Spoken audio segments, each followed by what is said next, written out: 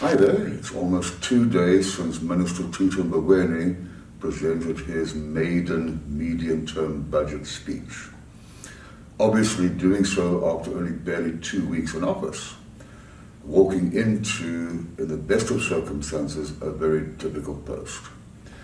When we look at his speech, I think it's important to remind ourselves that when all is said and done, it's all about a framework for the next 3 years for government spending and government revenue based on a set of assumptions.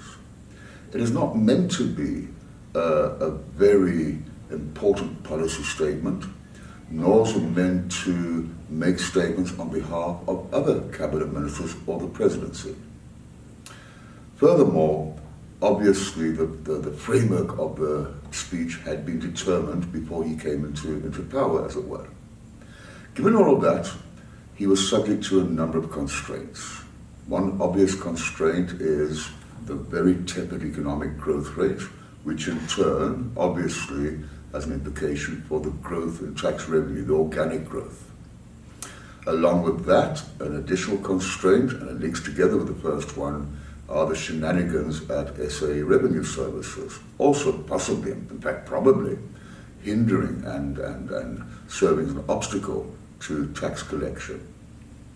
A further constraint is of political nature, when, after all, the African National Congress has to win, from its perspective, an election in a few months' time. We could hardly expect a budget which would be painful to potential voters. A third constraint is, of course, the overall institutional decay occurring in the country. And then, kind of underpinning all of these things, he had to be aware of the opinion of the markets out there, and that includes, of course, the credit rating agencies. So really, the budget and the contents is what it had to be. We could not really have expected anything else. We might have been given a populistic budget that we don't want. So the verdict is not an exciting one. It is not a good news budget, obviously. In the circumstances, I think we should be grateful that no apparent tax increases have been announced. In the circumstances, from the tone of his voice almost and his metaphors, I think we are getting an early indication that Tito Mboweni is serious about sorting out our finances when the time is ripe. I suppose we should be disappointed, although not totally surprised, about the slight increase in the estimate for the budget deficit, and that has a knock-on effect in terms of government debt almost reaching 60% in a few years' time.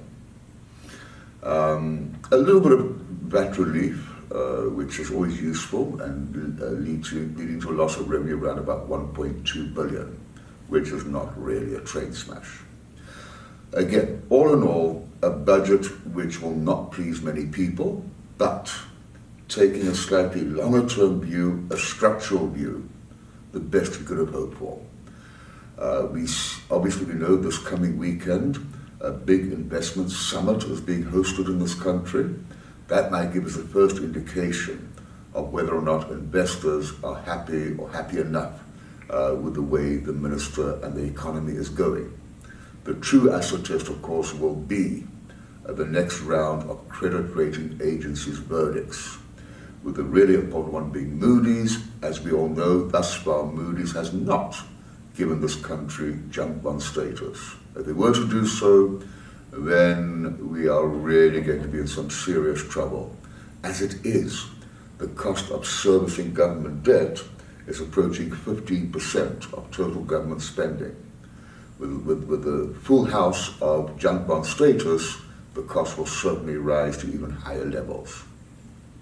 So all in all, I think we can see the intention is there. The Minister Mboweni has a plan. He wants to put things right, but for political and other reasons at this stage, his hands have been tied.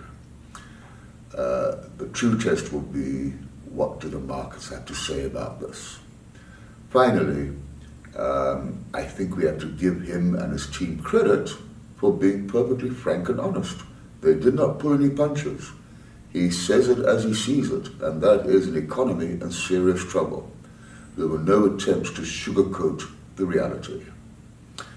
It seems to be the umpteenth time that we are saying after a budget speech, not good news. For the umpteenth time we seem to be saying we're at a crossroads, but here we go again. We're at a crossroads, and of course the true test will be next year's February budget speech. Until then, we hope for the best.